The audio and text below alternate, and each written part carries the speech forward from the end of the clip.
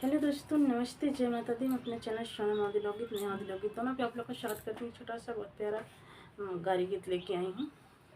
बहुत अच्छा गारी गीत आप लोग सुनिएगा, फॉलोअर्स करिएगा, कमेंट बॉक्स में जरूर बताइएगा कि हमारा गारी गीत कैसा लगा। तो चलिए मैं सुनाती हूँ, आप लोग सुनिए और जैसा लगेगा कमेंट बॉक्स में जरूर बताइएगा।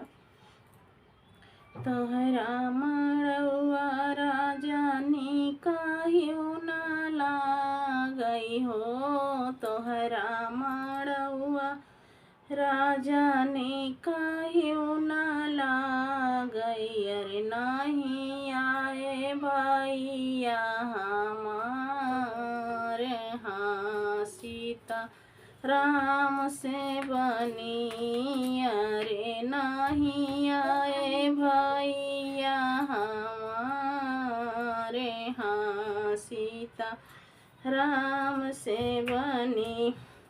तोहरे ने देसे राजा बाहुते जंगलवा हो, तोहरे ने देसे राजा बाहुते जंगलवा। यारे नहीं आए भैया हमारे, हाँ सीताराम से बनी। अरे नहीं आए भैया हमारे, हाँ सीताराम से बनी। बढ़ई बोलाई रानी जंगल कटाऊ बई हो, बढ़ई बोलाई रानी जंगल कटाऊ भैया।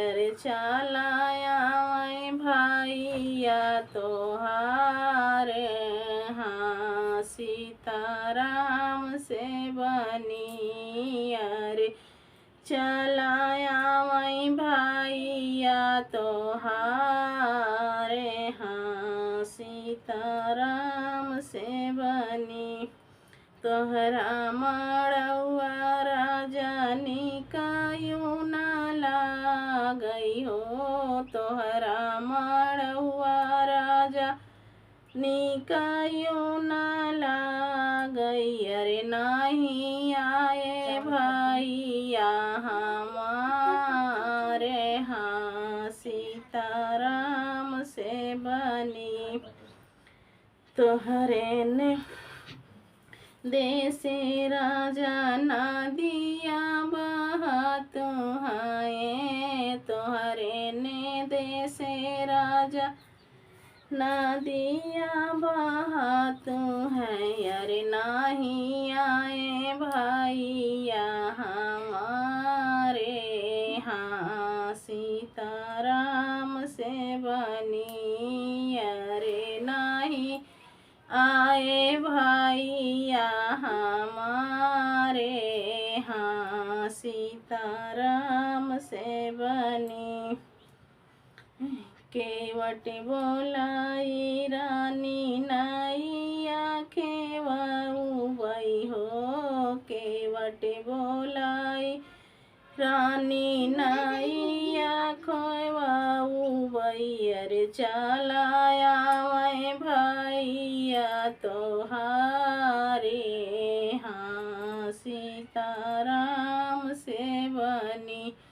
यारे चलाया भैया तोहारे, हाँ सीताराम से बनी।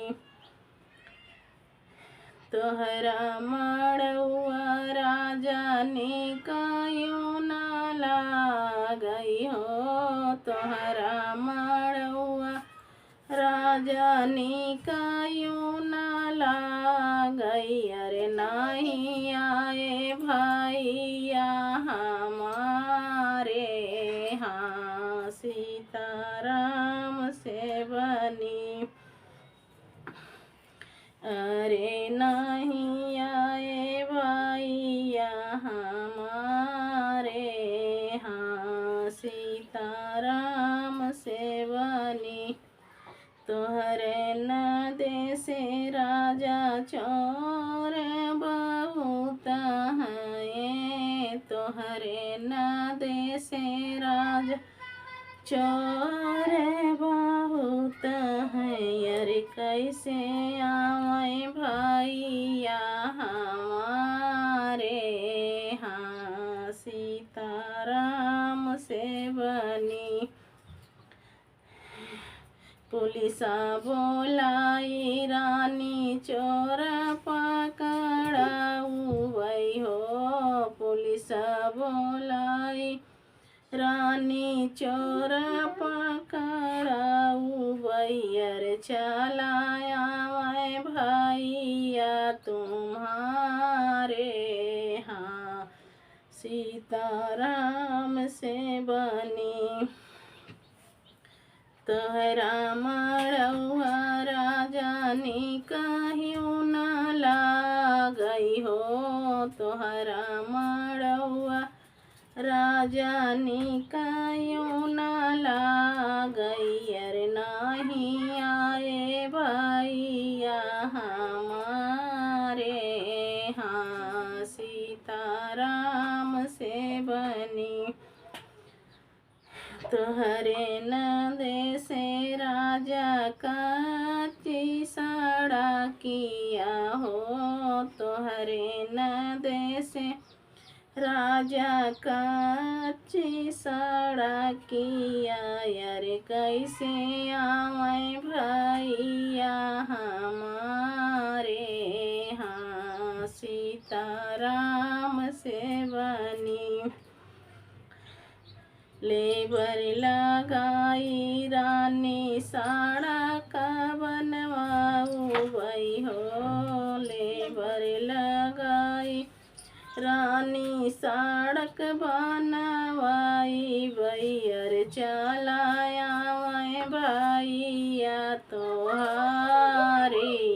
हाँ सीताराम से बनी अरे चलाया मैं भैया तुम्हारे।